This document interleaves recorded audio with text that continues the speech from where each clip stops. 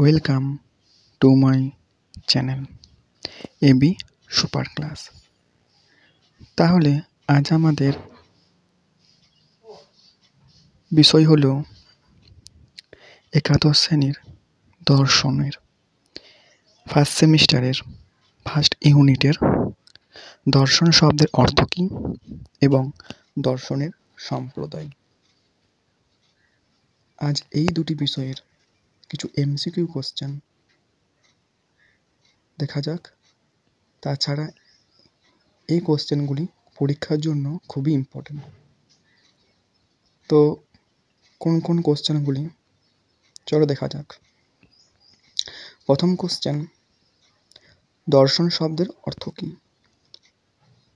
আমরা জানি দর্শন শব্দের অর্থ হলো জ্ঞানের প্রতি অনুরাগ বা জ্ঞানের প্রতি অনুরূপ, যা ইংরেজি শব্দ বহু প্রতিগত অর্থ হলো তথ্য জ্ঞান। নেক্সট 2 নম্বর কোশ্চেন, দর্শন শব্দের ইংরেজি অর্থ কী? দর্শন শব্দের ইংরেজি অর্থ হলো ফিলোসফি। 3 নম্বর কোশ্চেন, ফিলোসফি শব্দটির উৎপত্তি কোন দুটি শব্দ থেকে? ফিলো এবং সোফিয়া থেকে, যা জ্ঞানের প্রতি অনুরাগ। এই দুটি কিন্তু অর্থ হলো ফিলোসফি। ফিলোসফি শব্দটি প্রথম কে ব্যবহার করেন? পিথাগোরাস প্রথম কিন্তু এই ফিলোসফি বা ফিলোসোফার এই দুটি শব্দ কিন্তু প্রথম ব্যবহার করেন। ভারতীয় দর্শনকে কোন দুটি সম্প্রদায়ে বিভক্ত করা হয়? ভারতীয় সম্প্রদায়কে মূলত আমরা দুটি সম্প্রদায় বিভক্ত করা হয়। আমরা আগের দিন যে ক্লাসটা করেছিলাম সেই ক্লাসে এর থিওরিটি কিন্তু আমরা পড়েছিলাম। আজ সেই থিওরির কিছু এমসিকিউ কোশ্চেন আমরা আলোচনা করছি। যারা আগের ভিডিওটি দেখোনি তারা আমার ডিসক্রিপশন বক্সে পেয়ে যাবে লিঙ্ক, সেখান থেকে তোমরা দেখে নিও। 6 নম্বর কোশ্চেন কি, আস্তিক দর্শন কাদের বলে? না, যারা বেদে বিশ্বাস করেন তাদের আমরা আস্তিক দর্শন বলে থাকি। ভারতীয় দর্শন কার ওপর নির্ভর করে গড়ে উঠেছে? বেদের ওপর নির্ভর করে গড়ে ওঠে। দর্শন শব্দটি কী শব্দ? গ্রিক শব্দ। 9 নম্বর, দর্শন আমাদের কী জ্ঞান দেয়? দর্শন আমাদের সত্যের জ্ঞান দেয় বা প্রত্যক্ষযুক্ত কিছু বিষয়ের জ্ঞান দেয়। 10 নম্বর, নাস্তিক দার্শনিক কাদের বলা হয়? না, যারা বেদে বিশ্বাস করেন না তাদের আমরা নাস্তিক দার্শনিক বলে থাকি। 11 নম্বর, ভারতীয় দর্শনে কয়জন নাস্তিক সম্প্রদায় আছে? 3 জন নাস্তিক সাম্প্রদায়িক আছে। সে কোন 3 জন কে কে পরে আমরা জানতে পারবো। ভারতীয় দর্শনে কয়জন আস্তিক দার্শনিক আছে? 6 জন আস্তিক দার্শনিক আছে। নেক্সট, ভারতীয় দর্শনে নরমপন্থী দার্শনিক কাদেরকে বলা হয়? না, ভারতীয় দর্শনে নরমপন্থী দার্শনিক আমরা চার্বাক দর্শনকে বলে থাকি। নেক্সট, ভারতীয় দর্শনে কয়জন আস্তিক দার্শনিক আছেন? ভারতীয় দর্শনে 6 জন আস্তিক দার্শনিক আছেন। তাদের মধ্যে হলো ন্যায় দর্শন, সাংখ্য দর্শন, যোগ দর্শন, মীমাংসা দর্শন, বেদান্ত দর্শন, বৈশেষিক দর্শন। নেক্সট, ভারতীয় দর্শনে কয়জন নাস্তিক সম্প্রদায় বা দার্শনিক আছেন? ভারতীয় দর্শনে যে নাস্তিক দার্শনিক সে নাস্তিক সম্প্রদায় তার মধ্যে কিন্তু 3 জন দার্শনিক আছেন। তা হলো চার্বাক, যাকে আমরা নরমপন্থী দার্শনিক বলে থাকি বা চরমপন্থী দার্শনিক বলে থাকি। আমরা নাস্তিক দিক থেকে নরমপন্থী, ভারতীয় দর্শন থেকে যে দেখি তাহলে চরমপন্থী। নেক্সট, বৌদ্ধ দর্শন এবং জৈন দর্শন। দর্শন শব্দের কীভাবে উৎপত্তি হয়? দর্শন শব্দের উৎপত্তি হলো দিস ধাতুর সঙ্গে অনড় প্রত্যয় যুক্ত করে দর্শনের শব্দের উৎপত্তি। এখানে একটু স্পেলিংটা ভুল আছে আমার, লিখবে দিস ধাতুর সঙ্গে অনড় প্রত্যয় যুক্ত করে দর্শন শব্দের উৎপত্তি। আমাদের কয়টি বেদ আছে? 4টি বেদ আছে। কি কি? ঋক, সাম, যজুর, অথর্ব। পুরুষার্থ কাকে বলে? না, পুরুষার্থ বলতে আমরা বুঝি যে সচেতন আত্মার কাম্য বস্তুকে আমরা পুরুষার্থ বলা হয়। সেই 4টি পুরুষার্থ আছে, ধর্ম, অর্থ, কাম, মোক্ষ। নেক্সট কোশ্চেনে সেটা সম্বন্ধে আমরা জানবো। ভারতের দর্শনে কয়টি পুরুষার্থ কথা স্বীকার করা হয়েছে? আমি একটু আগেই বললাম 4 প্রকার দর্শন কথা স্বীকার করা হয়েছে। ভারত দর্শনে কোন কোন পুরুষার্থগুলি স্বীকার করা হয়? ধর্ম, অর্থ, কাম, মোক্ষ। ভারতীয় দর্শনের শ্রেষ্ঠ পুরুষার্থ কোনটি? ভারত দর্শনের শ্রেষ্ঠ পুরুষার্থ হলো কিন্তু মোক্ষ বা মুক্তি। বেদের বিভাগকর্তা হলো ব্যস্ত হলেন বা ব্যাসদেব হলেন কিন্তু বেদের বিভাগকর্তা ব্যাসদেব। ব্যাসদেব অপর নাম কি? বেদব্যাস। বেদ শব্দের অর্থ কি? জ্ঞান। বেদের অপর নাম কি? শ্রুতি। কারণ আমরা শুনে শুনে মনে রাখতে হয়, তাই আমার নাম শ্রুতি। বেদের অপর নাম শ্রুতি কেন? বেদের অপর নাম শ্রুতি, কারণ বেদকে আমরা শুনে শুনে মনে রাখি।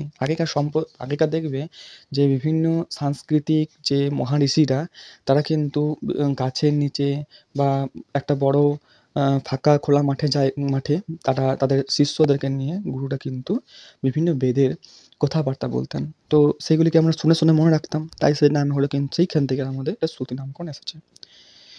আস্তিক কথার অর্থ কি? যারা বেদে বিশ্বাসী। আর নাস্তিক কথার অর্থ হলো যারা বেদে বিশ্বাস নয়। ভারতীয় দর্শনে আস্তিক সম্প্রদায় জনগণগুলি আমরা 6 জন দেখেছিলাম। তার মধ্যে ছিল ন্যায় দর্শন, যোগ দর্শন, মীমাংসা দর্শন, বৈশেষিক দর্শন, সাংখ্য দর্শন, বেদান্ত দর্শন। তো তাদের কিছু জনক বা তারা কারা, কোন দর্শনের প্রতিষ্ঠাতা সেগুলো দেখে নেওয়া যাক। ন্যায় দর্শনের প্রতিষ্ঠাতা হলো গৌতম। এখানে গৌতম বুদ্ধ নয়, মহর্ষি গৌতম। যোগ দর্শনের প্রতিষ্ঠাতা হলো কিন্তু মহর্ষি পতঞ্জলি। মীমাংসা দর্শনের প্রতিষ্ঠাতা হলো মহর্ষি জৈমিনী। বৈশেষিক দর্শনের প্রতিষ্ঠাতা হলো মহর্ষি কোনাদ। সাংখ্য দর্শনের প্রতিষ্ঠাতা হলো কিন্তু মহর্ষি কাপিল্য। আর নেক্সট বেদান্ত দর্শনের প্রতিষ্ঠাতা হলো কিন্তু মহর্ষি শাঙ্করাচার্য। আমরা নাস্তিক দর্শনের কোনগুলি সম্প্রদায় আছে নেক্সট দেখে নেওয়া যাক। চার্বাক দর্শন। ভারতের যে দার্শনিক ইতিহাসে সবচেয়ে প্রথম যিনি দর্শনের উৎপত্তি হয়েছে সে হলো কিন্তু চার্বাক দর্শন। চার্বাক দর্শনকে আমরা অনেক কিন্তু মতভেদ রয়েছে প্রতিষ্ঠা হওয়ার ক্ষেত্রে, এর কোনো প্রমাণগ্রন্থ পাওয়া যায়নি। তবে অনেক সময় আমরা মনে করে থাকি সর্বদর্শন সংগ্রহ থেকে চার্বাক দর্শনের উৎপত্তি। তাছাড়া এরা চারুবাক থেকে উৎপত্তি হয়েছে, চর্ব ধাতু থেকে এসছে। আবার অনেক সময় দেবগুরু বৃহস্পতির নামেই ছিল চারু। তো ইনি মহান ঋষি ছিলেন একজন, বা মহান একজন ঋষি ছিলেন। তো আবার অনেক সময়কে কিন্তু দেবগুরু বলা হয়, দেবতাদের গুরু বলা হয়। ইনি অসুরদেরকে বধ করার জন্য এই চারবাক শব্দটি বা চারবাক দর্শনটি উৎপত্তি করেছে। তো অনেক মতভেদ রয়েছে, তবে এর প্রতিষ্ঠাতা হলো কিন্তু দেবগুরু বৃহস্পতি। বুদ্ধ দর্শন আমরা সবাই জানি যে গৌতম বুদ্ধকে প্রায় আমরা দার্শনিক বা দর্শন পড়ার আগেও কিন্তু আমরা গৌতম বুদ্ধকে অনেক সময় আমরা জেনে থাকি, বা গৌতম বুদ্ধকে আমরা নাম পড়েছি, শুনেওছি। তো সেই গৌতম বুদ্ধ কিন্তু বুদ্ধ দর্শন প্রতিষ্ঠা করেছে। জৈন দর্শন প্রতিষ্ঠা হলো কিন্তু মহর্ষি মহাবীর। নেক্সট প্রমা কাকে বলা হয়? যথার্থ জ্ঞানকে প্রমা বলা হয়। আমরা এটা পড়েছিলাম না, দূর থেকে যখন আমরা অন্ধকারের মধ্যে কোনো একটা দড়ি পড়ে থাকবো, তো সামনে বা আমরা দূর থেকে যখন সেটাকে আমরা দড়ি বলে মনে করবো, সামনে যে যখন দেখবো দড়ি, হ্যাঁ দড়ি, কিন্তু আমরা একটা সামনে যে এই দূর থেকে যখন আমরা একটা সাপ দড়ি পড়ে আছে এবং সেটা আমরা যখন সাপ বলে মনে করবো, সামনে যে দেখবো ওটা সাপ নয় দড়ি, তাহলে অযথার্থ জ্ঞান। তাহলে যথার্থ জ্ঞান মানে অনুরূপ হবে, আমার বিষয়ের একেবারে সঠিক জ্ঞানটা হবে, সেটাকে আমরা যথার্থ জ্ঞান বলেছিলাম। তো সেই যথার্থ জ্ঞানকে আমরা প্রমা বলি। আর প্রমাণ কাকে বলে? না, এই যথার্থ জ্ঞানটা আমি কার সাহায্যে লাভ করলাম, তাকে আমরা বলে থাকি প্রমাণ, অর্থাৎ যথার্থ জ্ঞান লাভের উপায় কি। নেক্সট চার্বাক শব্দের অর্থ কি? দেখো, চার্বাক শব্দের অর্থ বলতে গেলে অনেক রকমই আছে, তবে এর মেনলি কিন্তু 3 ভাগে ভাগ করা যেতে পারে, মানে চার্বাক শব্দটিকে 3 ভাবে বলা যেতে পারে। মানে এই চার্বাকটাকে আমরা এমনভাবে লিখেছিলাম চারু। এই চার্বাক শব্দের অর্থ হলো, বাকি যদি আমরা চার্বাকটাকে ভাঙি তাহলে আমরা এখান থেকে পাবো চারু ও বাক, অর্থাৎ চারু ও বাক। চারু কথার অর্থ কি? সুন্দর, মধুর, মনোরম। আর বাক শব্দের অর্থ হলো কথা, বাক্য। নেক্সট চার্বাক দর্শনের প্রতিষ্ঠাতাকে? দেবগুরু বৃহস্পতি। আমরা জানলাম চার্বাক শব্দের কোন অর্থে ব্যবহার করা হয়েছে? চারু ও বাক শব্দে। চার্বাক দর্শনের প্রমাণ গ্রন্থ কোনটি? সর্বদর্শন সংগ্রহ থেকে চার্বাক দর্শনের প্রমাণ পাওয়া যায়, তাছাড়া মহাভারত থেকেও আমরা পাওয়া যায়। তবে মেনলি যদি জানতে চাই আমরা, সর্বদর্শন সংগ্রহটাই হলো মেন, যেখান থেকে আমরা চার্বাককে বেসিক্যালি জানতে পারা যায়। নেক্সট আমাদের কি জানতে পারছি, চার্বাক দর্শনে কোন প্রমাণ স্বীকার করেন? চার্বাক দর্শন তোমাদের এটা নেক্সট যখন আমি ক্লাস করাবো সেখানে কিন্তু তোমাদের প্রমাণগুলি স্বীকার নিয়ে আলোচনা করবো। তোমাদের থার্ড যে চ্যাপ্টারটা বা থার্ড যে বিষয়টা আছে সেখানে তোমাদের আছে ভারতীয় দর্শনে যে 6টি প্রমাণ গ্রন্থ, সেই 6টি প্রমাণ নিয়ে সেইখান থেকে আমরা তার নেক্সট আলোচনা হবে। সেইখানে তোমরা এই প্রত্যক্ষ কী, অনুমান কী, উপমান কী, শব্দ কী, অর্থোপলব্ধি কী, অনুপলব্ধি কী, এই বিষয় নিয়ে তোমরা কিন্তু ক্লিয়ার হয়ে যাবে। তো চার্বাক দর্শনের যে প্রমাণ গ্রন্থ স্বীকার করেন সেটা হলো কিন্তু প্রত্যক্ষ। তারা প্রত্যক্ষকেই একমাত্র কিন্তু প্রমাণ বলে স্বীকার করেন। দর্শন শব্দটি কোন অর্থে ব্যবহার করা হয়? দর্শন শব্দটি কিন্তু তথ্য জ্ঞান, অর্থাৎ দর্শন থেকে আমরা কিন্তু কিছু তথ্য জ্ঞান পাওয়া যায়, সেই অর্থে কিন্তু আমরা ব্যবহার করি। দর্শনের মূল লক্ষ্য কী? দেখো, দর্শনের মূল লক্ষ্য বলতে গেলে সে কিন্তু সত্যের উপলব্ধি করা, সেটা হলো দর্শনের মূল লক্ষ্য। ভারতীয় দর্শনের ফিলোজোফার কাদেরকে বলা হয়? যারা কিন্তু দার্শনিক, তাদেরকে আমরা ফিলোজোফার বলে থাকি। ওকে, তাহলে এইটুকুই আমাদের ক্লাস।